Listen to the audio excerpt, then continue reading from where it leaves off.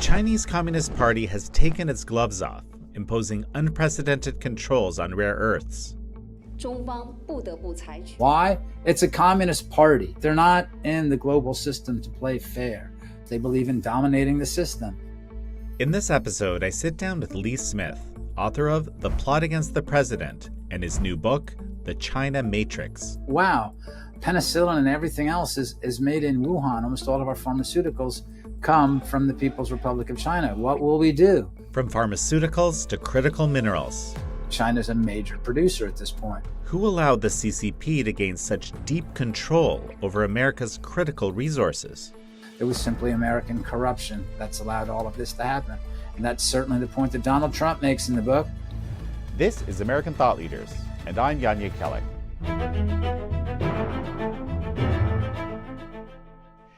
Lee Smith, so good to have you back on American Thought Leaders. Jan, it's always a huge pleasure to be back with you on American Thought Leaders and to speak with you, my dear friend. You have written a book for the ages, my friend, The China Matrix. Recently, something happened that I describe as communist China taking off its gloves. And that is these very, very detailed international rare earth export restrictions. Mm-hmm. Why don't you lay out what you think happened here? Yeah. Well, this was in particular a response to the Trump administration's Commerce Department listing a number of different Chinese entities. And as it turns out, these entities, what they'd been doing is they had access to U.S. technology, which they bought, and they passed it on to the Iranians. And the Iranians passed it on to their proxies, Hamas and the Houthis. And in fact, it was found October 7th. It was used in the October 7, 2023 massacre. So what the Trump administration is trying to do is trying to protect U.S. national security from adversarial regimes. The Chinese are trying to help adversaries, or they are helping adversaries of the United States. And so when Donald Trump, the Trump administration came down and said, this is bad, we're not going to let you do this anymore, we're going to sharply restrict your ability to do this, the Chinese said, oh, really? How about if we go nuclear and give you no access to rare earth without having to go through an arduous process? So that's what happened. Jan, the way you put it is accurate. It's like they've taken off their velvet glove and shown what they really are. The argument in my book here, The China Matrix, is that velvet glove was stitched here in the United States over the course of the last half century. As you've been saying here, as your colleagues at Epoch Times have been saying for years, is let's remember it's a communist party. That's what the regime is. It's a brutal regime. It's brutal. It's brutal to Chinese inside of China, outside of China, and it's brutal to all of its adversaries, including the United States and our allies. And it's really Americans who have corporate as well as political elites, and again, this is the subject of the book, who have protected the Chinese Communist Party regime and who have advanced this regime, made it the threat it really is today.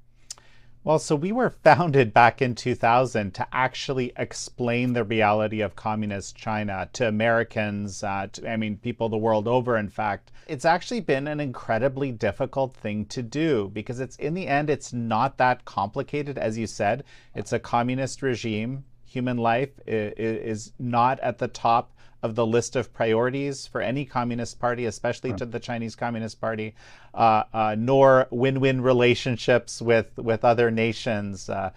But how did we even get to this point where the Chinese Communist Party holds control over such a significant portion of the supply chain? And we can use the rare earths or the critical minerals as an example. Well, what they did was they can underbid almost anyone. And this is what they did in the pharmaceutical industry. And you'll remember after COVID, people were deeply concerned to realize oh, wow, penicillin and everything else is made in Wuhan. Almost all of our pharmaceuticals come from the People's Republic of China. What will we do? What can we do? And the way that they did this with steel. They've done it with a number of what people call strategic industries. And what people mean by strategic industries is if you need steel, for instance, to build ships, and you need it to build a whole bunch of other different munitions.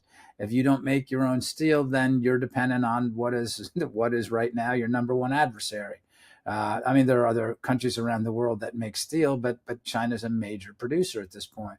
We're talking about the same thing in terms of pharmaceuticals. I mean, imagine if we really wound up in a hot conflict with the Chinese Communist Party, right? I mean, what happens with different American soldiers, Marines, airmen, sailors are wounded and they need medication.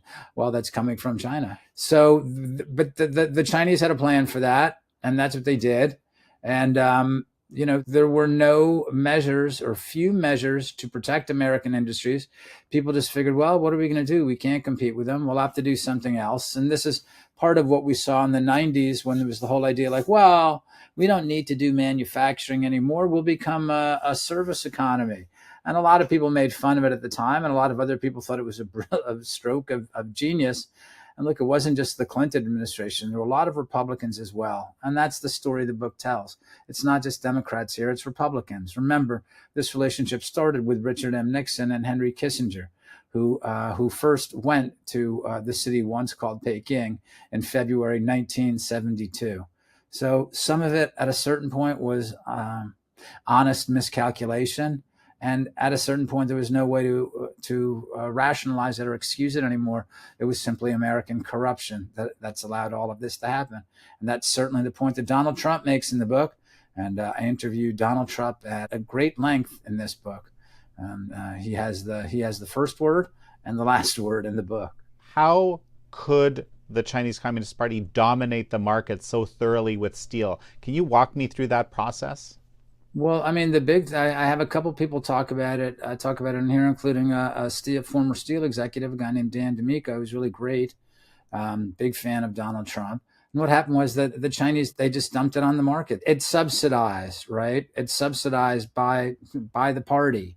So they can afford basically to underbid anyone they want. And this is a huge problem for the United States around the world, that they can underbid us because it's subsidized. So it happened with steel. It happened with pharmaceuticals. Look back, I guess it was, I quote Mr. D'Amico in this story. It's like, the United States, we weren't the top manufacturer of steel, but we were way up there. The Chinese were way down. I think Japan was on top. And the Chinese just decided they were going to target the steel industry. So they just started producing steel, overproducing steel. And they just started dumping it on markets, and they destroyed, they greatly damaged our steel industry. And they do that up and down the board. This is something that they do. This is not really the fault of American executives. This is something they do. But it is the fault of American political officials who should have been looking at this for a long time and saying, what are we going to do when we can't make our own chips? What are we going to do when we can't make our own munitions? Again, Dan D'Amico talks in there. It's like we don't have a very limited smelting facility. So this is a huge deal. And Donald Trump is the first American president who has brought people's attention to it. There have been other figures in the past on the right, like Jesse Helms, and on the left, like Dick Gephardt.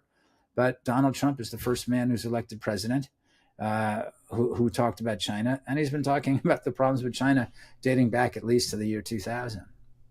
One thing I wanted to kind of spell out is that this dumping, the subsidizing you described, that's an effect of state-level industrial policy. This is so there's no independent, kind of steel industry in communist China. No, it's a function of national security policy. And something you talk about in the book, which is incredibly important, which I talk about quite a bit, but I'd like you to talk about a bit to start, is this idea of unrestricted warfare, of using any means as a means of warfare outside of actual kinetic warfare.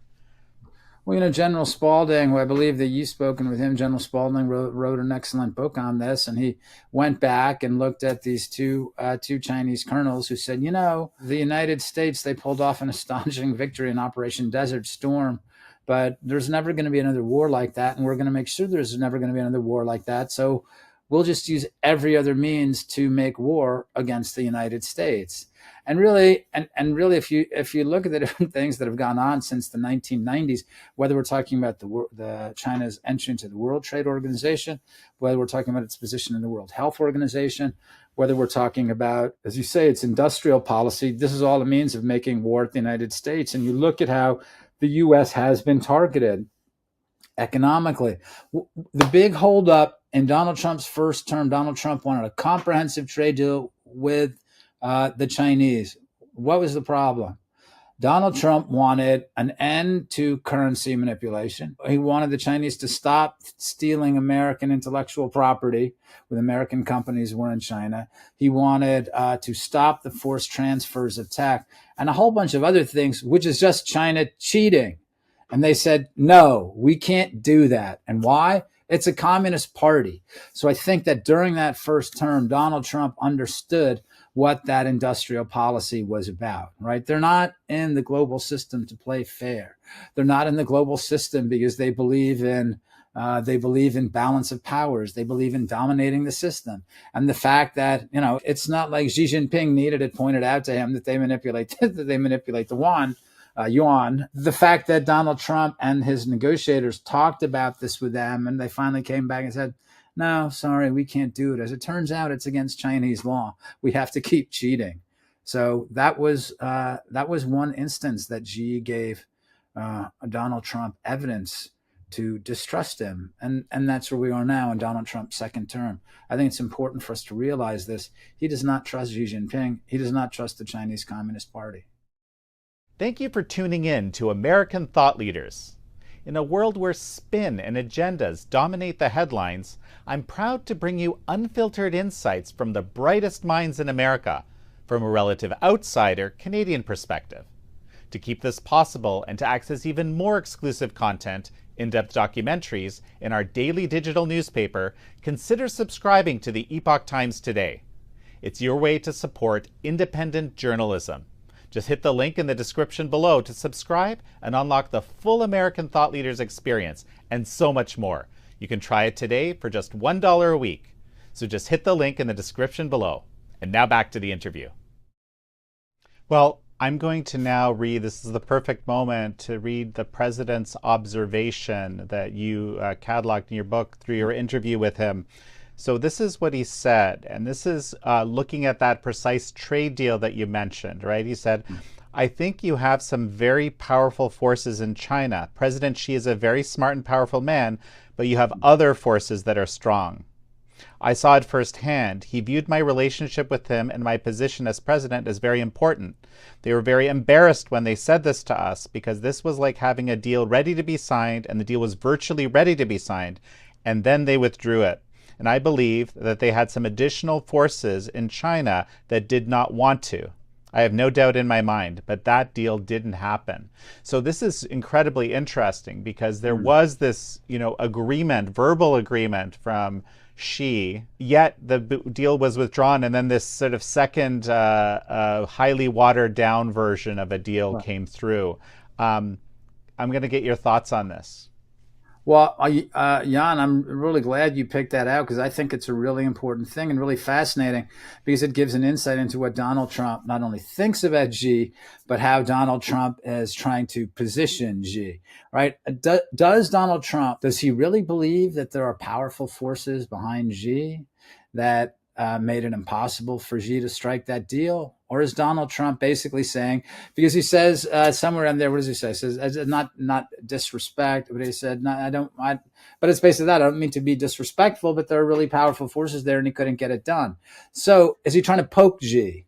Do you know what I'm saying? Or is it a combination of all different things? He's saying, Xi's not as strong as he lets on. There are other more powerful forces behind him. So do you know what I'm saying? I think it's a combination of different things. I think Donald Trump also believes, different people told me about that, negotiations for that deal. They said, well, even communist parties have politics they have to deal with. So that's one way to understand it. And that's one way that Donald Trump is talking about it. But I also think that Donald Trump is zeroing in on Xi there, right? He's sensing he's going to deal with him again. He's going to have to negotiate with him again. And what does he want Xi Jinping to know about what Donald Trump thinks about it? So I thought when the president was talking about this, it was super interesting and super masterful. What will Xi make of it when he says, "Oh, so Trump says that I'm not the ultimate power, secretary, general secretary of the Communist Party, president of the state, and also head of the military. I'm not the main power." Okay. So yeah, I'm really glad you picked up on that. Well, it's very interesting because I do think there's an element of what you just described. I'll tell you what I was thinking as I read this piece, and that is President Trump understands that the Chinese Communist Party, or the survival and supremacy of the Chinese Communist Party, is the number one priority in this system, even above that of the survival of the general secretary and so forth. So the way I read this, right, is I see him understanding that there's basically some powers, let's call it the 200, top families that rule the country. Let's call it the people who have influence in the military, in the Politburo Standing Committee, the Politburo itself. And especially now, as we know that she has lost a considerable amount of power, some people argue very convincingly that perhaps even the military isn't really under his control anymore. These powers are kind of ascendant, and in fact, playing a much bigger role in the decision making. Well, what struck me when I was speaking with President Trump about this, and later as I started to look at it more, it's like the different things that they were asking for, again, basically stopping cheating, right? But that's the nature of the regime. So Donald Trump is basically demanding. That was his deal. That's what he wanted. The deal was, you must change your nature, Chinese Communist Party regime. If you really want to enter the world system, you must change your nature. And the regime, with Xi at the top, and again, it's unclear what the president was describing and how much he was poking at Xi. But certainly, yes, the Communist Party regime spoke as one. No, we're not going anywhere. We will not erase our character at the request of the American president. Right. So that's a very important thing, I think, to keep in the background, or maybe perhaps the foreground, as we understand the different negotiations and different talks now. But Donald Trump, other American presidents talk about it, right? They say, oh, China must stop doing this. They must stop doing that. And we must challenge China and do this and that. Well, Trump is right up against it. And look at where he is right now with the tariffs, and look at what he's talking about. I mean, the 100% tariffs. I mean, this is astonishing, right? So Donald Trump is actually fighting it, and he understands what it means. I'm certain that he understands what he's asking for is something that the Chinese Communist Party cannot do. And now, as opposed to the first term, I mean, Jan, as you describe and as others have talked about it, this regime is more fragile now than it was 8 years ago. So I want to jump into the bigger picture of how we ultimately got there, because you chart that incredibly well in the China Matrix. Before I go there, I want to explore a little bit more about this specific particular moment, right? Arguably, this whole tariff regime, Liberation Day, right? That this, from what I saw back then, and I still continue to believe this as I see the activity, a lot of it is centered on forcing China either to participate in the system, the rules-based system, so to speak, when it comes to trade, or suffer immensely. But the reality is that there's this deep economic integration, which again you chart very in detail, and this in the China Matrix. And this is something that was part of the project of the Chinese Communist Party all along. Like if we're gonna have pain, you're gonna have a lot of pain yourself. So here we are. What can happen now? Well, part of what people talk about, this deep integration. Well, one of the things that we saw during COVID is that those supply lines are again somewhat fragile. That they can be broken rather easily. They can be disrupted rather easily. And so that's why a lot of American companies actually have chosen to reshore. I think that one of the things that people mean when they say how interwoven we are is, and this is a very, very important thing to understand about the trade deficit. When Donald Trump notes that, our trade deficit now since China entered the World Trade Organization in 2001, our trade deficit is worth many, many trillions of dollars, right? But a lot of that money, it's important to understand, that's American companies. We're running a trade deficit not only with the People's Republic of China, we're running a trade deficit with American and other Western companies who have chosen to take their manufacturing to China, where there's no regulatory regime. Labor is very cheap. Obviously, there's no protection for labor. And so they're making tons and tons of money exporting from China back to the United States. So that's what people mean in lots of ways when they say so integrated. What they mean is they're making tons of money.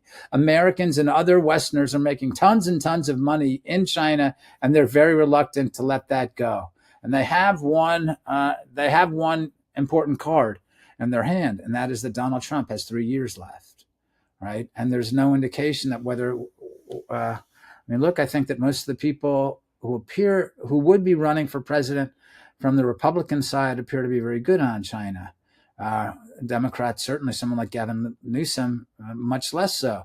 But this is what American manufacturers, and this is what Chinese officials are counting on. And that in the meantime, people will throw a whole bunch of stuff at Trump to keep him off balance, to make sure that he's not able to focus on China. And when he is able to focus on China, they'll do stuff like they did last week with the rare earth minerals. But to come back to the idea of the integration, this is, by the way, why President Trump always likes to talk about Tim Cook, why he had him at the joint session of Congress in February, why he's talked about him in the White House, because Tim Cook says, yes, we're coming back, we're investing a lot of money in the United States. So Donald Trump wants to promote that. American corporations that are coming back, moving back their facilities to America, because it's not just, it's a big thing is American jobs. It's a very, very important thing, getting American jobs back. But another big thing is it's that trade deficit that we've been running with China that's basically paid for their military. And that's an enormous deal. So I think that really Donald Trump's idea of the tariffs and the trade deficit, the trade imbalance being the fundamental problem, I think that's a really holistic way to see it. Well, you put it really well. Okay, we're talking about the jobs. That's one, right? Two, funding, military and, the growth of an adversary, if not enemy. I don't know if the distinction between those two words in particular. But finally, you're talking about an unbelievable amount of lobbying power, because if you're manufacturing facilities of some of the greatest some of the greatest companies in America are actually dependent on that import, right, on importing goods from there, you have a wild amount of leverage, right? So I mean, it really is a holistic, comprehensive issue. Let's talk about because the way that the China lobby operates is fantastically interesting. The way that the book, Jan, it's a story. The protagonist, the good guy, is Donald Trump, and he stands in for all the good guys. The bad guy is Henry Kissinger, not just because Henry Kissinger was at the origins of this relationship with Nixon, but because Henry Kissinger made a career out of it, and he made a lot of money off it, and he made other people a lot of money. And it's also Kissinger built institutions to protect his interpretation or his version of this very dangerous relationship for Americans. How the China lobby worked was Kissinger was never paid directly by China. People don't understand that. Kissinger was paid by American corporations that wanted to do business in China. So what Kissinger would do was he would take them on long trips to Beijing, and they'd be wined and dined. And I mean, this started with, it started in the 1970s after Kissinger left government. And went on until Kissinger's death in December 2023. So what they would do is the American corporations would hear counter pitches from Chinese officials saying, yeah, we're very interested in you doing business here. But what's really important to us is, and these are big businesses, right? These are not small mom and pop organizations. These are big American multinationals that have the ears, at least, of the President of the United States and Congress, so they can make a phone call and they can get people on the phone, they can get someone in the White House on the phone right away. So China liked that idea very much. They're not paying for anything. They say, yeah, we'd love to have you set up manufacturing here. And, but here's what you have to do. You have to make sure that China stays open. It's in your interest, right, to make sure that China stays open, and it's in our interest too. And there is actually a China lobby that pays people money. lobby for China. But the most influential lobbyists are these are political donors, right? People with companies worth billions and billions of dollars. So they're not only making the case for China to the people, to the recipients of their donations, they're also telling the people who are getting those donations, like, you better be nice to China. That's what I want. That's what I'm paying you for, to protect China. To protect China in the halls of Congress, or protect China in the White House. So it's really an enormous operation, and one of the, it's not just at the federal level; it's at the state level too, right? States around the country, right, have been compromised by Chinese Communist Party operatives and by Chinese Communist Party money. Look, a story I tell in here. I look back at Chinagate. And a lot of people don't remember what Chinagate is. We talk about the Clintons a lot, but a lot of people don't remember Chinagate. What Chinagate was is when Chinese intelligence officers started pouring all sorts of money into the Democratic National Committee in the mid-90s. And people are like, oh, it was, people marginally tied to China, so it's weird, and this and that, Indonesia, this. These were all people with serious relationships with Chinese intelligence, right? There was actually one Chinese intelligence officer, I think the head of military intelligence, who was also the head of the Navy, the head of the admiral of the PLA Navy, was sending money in as well. What had happened to Bill Clinton was, when he was governor of Arkansas, as an up-and-coming politician, the DNC saw Clinton the way the CCP did. They saw him as a promising political figure. And I document how different figures, different Chinese allied businessmen, went to Little Rock and cultivated Bill Clinton. So that's what happened. The Chinese tried to. Now, I'm not saying that Bill Clinton, who I think was a pretty okay president, betrayed his country, but there's no doubt in my mind that the Chinese actively tried to compromise it, first in Arkansas and then again as the president. Well, there's two things really important that you just mentioned here. Okay, one of them is that the CCP operates at every scale of government and does precisely what you're describing. There's multiple examples of this. They cultivate all sorts of people, cultivate in the sense that they develop their relationships, they become friendly. And then, those things can be worked on further if someone happens to advance. But here's the other part that really struck me here, and I don't think this is talked about enough. You're basically telling me that the majority of the China lobbying money isn't actually Chinese money. And that's incredibly important to know. Do you have an estimate of what percentage would be, money lobbying for communist China not being Chinese money? I mean, if we'd have to go and we'd have to look at every American company that has manufacturing in China, and whatever they're making, would have to go into what that lobby is worth. It's trillions of dollars, right? Because all of those American businessmen, they want that stuff in China because they're making a lot of money. And so what's the argument?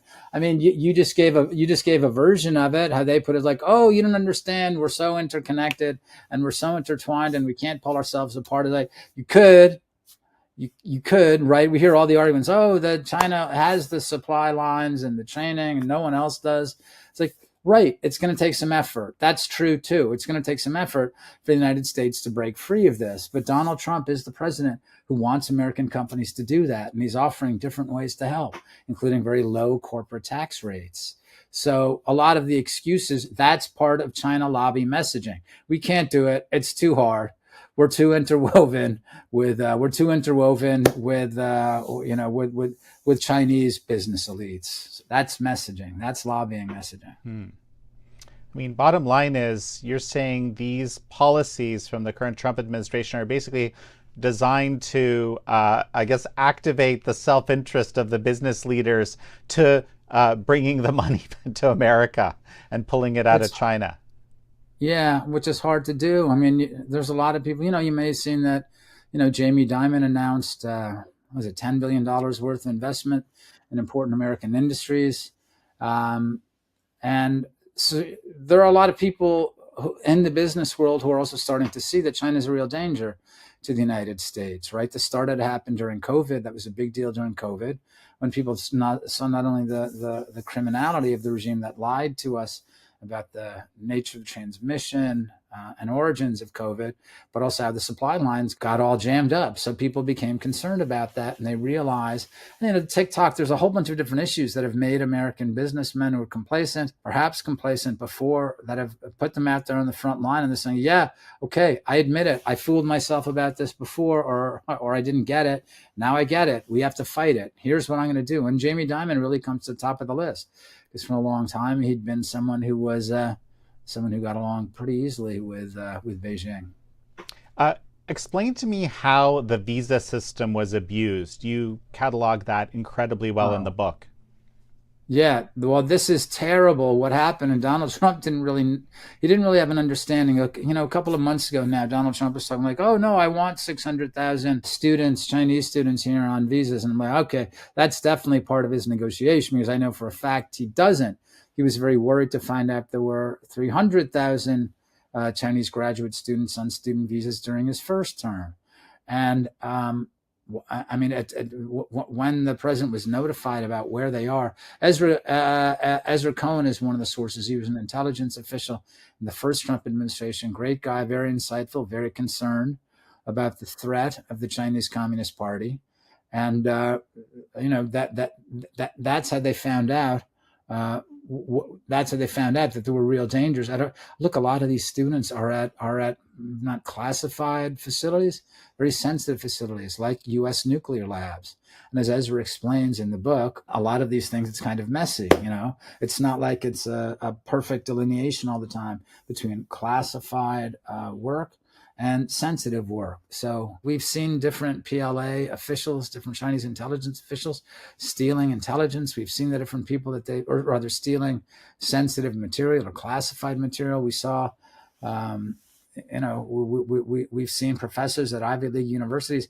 And one of the big problems, Jan, is I'm sure your former broadcast partner, Kash Patel, knew even before he took the job of FDI director, but with 300,000 Chinese graduate students in the country, and not to say that all of them necessarily want to spy for the PRC, but maybe put in compromising positions to do so, the FBI simply can't cover 300,000 people, right? So it's a disaster.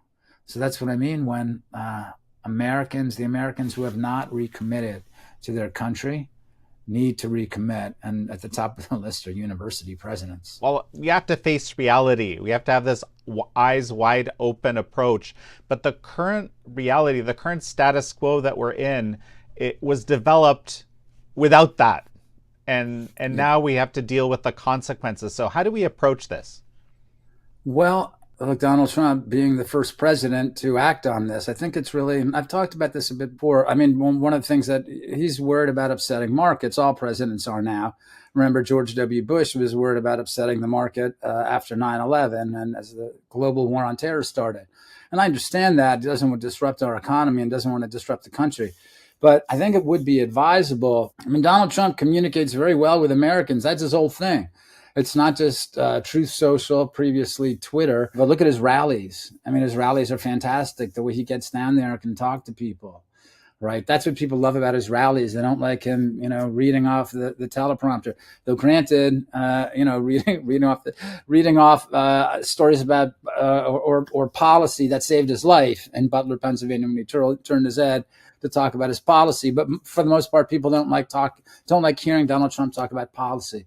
They like him talking to the American people, right, spontaneously, like a great entertainer. So I think that it would be great if the president could basically give people a fireside chat and say, here's what's happening. This is what you elected me for. You elected me to bring jobs back to America. You elected me to keep our peace and advance our prosperity, and that's what I'm doing. But I have to tell you, as you're seeing, things may get a little harder. And this tariff regime, this is an important instrument. And here's why I'm using it. And this is something, as I describe in the book, quoting just great, brilliant people, Clyde Prestowitz, Robert Lighthizer, different people who know a lot about free trade and tariffs. Donald Trump might say, look, it's the tariffs have been a part of our system since Alexander Hamilton. I know they're going to tell you I'm a wild-eyed revolutionary. I'm not. This goes back to the founding of our country, and tariffs are always about building our prosperity as well as securing our peace. And that's what I'm doing. So that's one of the things I would love it if the president could help get people on board, explain what's really going on, explain why this is so important. Because again, in 2016, this was one of the reasons Americans elected him. When Barack Obama said, how are you going to return those jobs? Those jobs aren't coming back. What's your magic wand? Donald Trump did it. He started bringing jobs back. So that's why we voted for him, and I'd like to see him talk to people about that. A common people with a common purpose. You know, one thing I really appreciated in your book is that you speak with some people who are, let's say, dissidents who are acting for the benefit of human rights in China, an Uyghur activist, as well as a Falun Gong practitioner. You know, I can't help, it reminded me of interviewing someone years ago who had actually worked in one of these factories, an American citizen. He worked in one of these slave labor camps / factories, and he was making Homer Simpson slippers for a Hackensack, New Jersey company, the kind where you kind of put your foot into the mouth of Homer, sort of thing. And he was just kind of, you know, himself was shocked to discover this is happening. And the slave labor was part of the dynamic here, or right? Right. I mean, in the book, I find it was a very moving interview with, with a Falun Gong practitioner. And he's talking about how he was in prison in China. And he said the guards would say, yeah, the Americans know all about it and they don't care. And no one could believe, and the person who spoke to me said no one could believe it, really, because the Americans would never turn a blind eye to this kind of suffering or this kind of indignity, this kind of torture.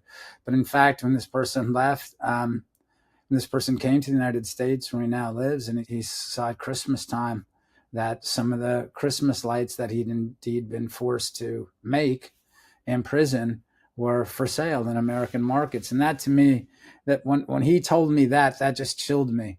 And I hope other Americans reading the book are really chilled by it too, saying, gosh, that's just terrible. And especially, Christmas time.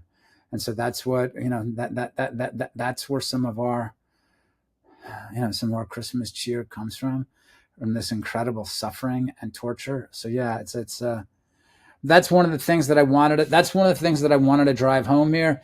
It's not just about foreign policy and it's not just about trade, but this is a communist regime, and they're disgusting and they're disgraceful. And, and obviously it's not an attack on Chinese people, but it is making a case saying the people who rise to the top of this regime have climbed atop the corpses of tens of millions of fellow Chinese. It's just disgusting. And the fact that Americans have strengthened, have empowered this regime, not only now to hurt their own citizens, but to hurt Americans. It's we're in a very bad place, not just in terms of trade and national security, but in terms of morality as well. So you've been describing this fireside chat that you're hoping the sort of which the president could have with the American people. I'm struck by this situation where the Chinese Communist Party really only has one leg of the Chinese economy left to stand on, and that's the export economy. That's why it's flooding whatever markets will take its goods, at fire sale prices, because that's where all the money they're making is coming from, basically. So here we are, and so it made me think, and especially this element now, this really hits home when you talk about, how U.S. corporations are involved in basically supporting the Chinese system. That it's really actually, kind of American corporations that are driving those imports. There's a kind of too big to fail argument that strikes me, okay? Because this economy is very brittle, export-only economy. These tariffs are making it very difficult for them. I can imagine a situation where, basically people are telling the president, hey, we don't want economic havoc in China. We don't, because with all these things, you ultimately have to pay the piper. But this is really, if this fails, they go down, we go down with them. So we have to keep propping up the regime as we have been all along. I don't see that we go down with them. I mean, but that's what I mean. I mean, we are likely to feel some pain. I mean, we're a constitutional republic. We have a very resilient people, right? I guess you can say in some ways the people who constitute the elite of the Chinese Communist Party, just Xi's story itself is insane. His father was, imprisoned, and Xi just decided, instead of turning against them, I'm just going to show him a communist superhero.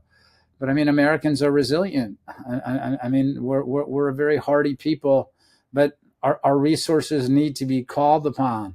The president needs to, or someone needs to summon our strength and say, look, it might get hard here. I don't know, but here's the end goal. We can't be tied to this government anymore because they're crazy and they're vicious and they want to destroy us. They want us to live like slaves. Remember, everyone, what COVID was like? And this is a way that the president can kind of refer to lockdowns without necessarily talking about lockdowns, but saying that was bad. That's how these people are all the time. No freedom of speech, no freedom of anything. And we can't live like that, and we can't live as slaves to that regime. So we're going to fight, and this is part of the cornerstone of my legacy. I'm your president. I love this country, and here's what we have to do. So, yes, something like that. I would just like to see Americans understand what the purpose is, what our fight is about. I think my book plays some role in that, explaining the history, saying how bad that regime is and how bad our regime is, to have become a matrix, to have basically folded into the same thing, Chinese Communist Party elites and U.S. elites. It's extremely dangerous. So I think I explained to people what's happened, what some of the astonishing scandals are, and how Donald Trump is the person who's pledged to reverse course and save this country. No one wants to admit they were wrong, especially when that wrong, caused people a lot of pain. But it just struck me as you're saying this, Lee, that this kind of does offer an opportunity. I mean, President Trump's policies do offer a kind of an opportunity for people that have been involved, because they can say, "Hey, look, it's the president's policies that are forcing me to get out, and I kind of have to, and frankly, that'll be for the good of everyone." No, right? That's great. It's like, hey, shareholders or whatever, we have to get out. The president's making life hard. Yeah, I know he'll be out in 3 years, but in the meantime, he's got a whole bunch of different mechanisms he can use to really hurt us. And plus, besides, we're an American company. We're patriots. Our president is summoning us to come back home, and we're going back home. And if you want to fire me, you should fire me. Yeah, I think I can. It's there's a lot of different arguments that that people can make about it. Yeah, I think that Trump is supporting them. And again, the idea that he's urging people to come back home. We'll do this for you. We'll do that for you. I'll bring you into a joint session of Congress. Hold up your hand and say, "Champion, champion, you're a champion." So and he has done a lot of that. Again, I'm hopeful that the American people understand the stakes that are involved, and also that they also understand Trump's heroism here too. We talk about, rightly, we talk about him getting shot in the face, shot in the head in Butler, Pennsylvania, and getting up. I mean, the way that I read Russiagate now is Russiagate was partly an operation to keep Trump distracted from dealing with China. But look at all the different attacks he's taken just for going after China. Look at what he's up against. So it takes a lot of courage. It takes a lot of guts. Well, Lee, your book, The China Matrix, I think required reading, not just for people interested in the China question, but I would say for everyone. A final thought as we finish? Yes, I want to say one thing. The book that I wanted to write, like The Plot Against the President, I wanted to write a story. I wanted to tell a story, and there is a story, and the story is very important, and it's how U.S. elites sold out their country, and the bad guy, Henry Kissinger, stands for all the bad guys, and the people who want our country back, right? And there are millions of them. Donald Trump, he's the protagonist, he's the good guy. It's a story it's a story about good and evil, because this is truly an evil regime. Jan, and no one can speak to that more directly than you can. It's truly an evil regime. And the idea that American elites have tied us to these beasts, these animals. And so the people who are trying to free us from them, like Donald Trump, like others on the left and on the right, deserve to be celebrated, cheered on, and deserve our support in their battle, because the battle is really for us and the future of our country. So that's what it is. It's fundamentally a story. And that's why in the subtitle, it's the epic story. It's an epic. It's been going on for at least 50 years. And I want to thank you so much for letting me come on and speak about it today. Well, Lee Smith, it's such a pleasure to have had you on. Jan, it is always a huge pleasure to be speaking with you anytime. And you and I have spoken in many different places around the world, and I always treasure it. Thank you, Lee. Thank you all for joining Lee Smith and me on this episode of American Thought Leaders. I'm your host, Jan Jekielek.